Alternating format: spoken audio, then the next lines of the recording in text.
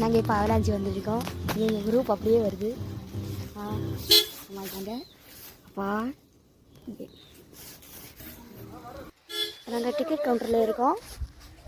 டிக்கெட்டுக்கு அங்கே ஒருத்தவங்களாம் அனுப்பி விட்டுருக்கோம். அவங்க எடுத்துகிட்டு வந்திருப்பாங்க.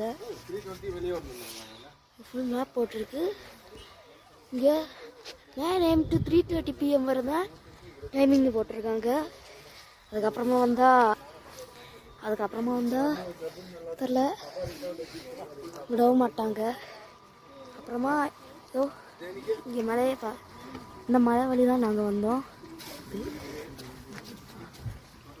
அப்புறம் இந்த இடத்துல வேறு ஏதோ ட்ரெக்கிங் போடுறாங்க.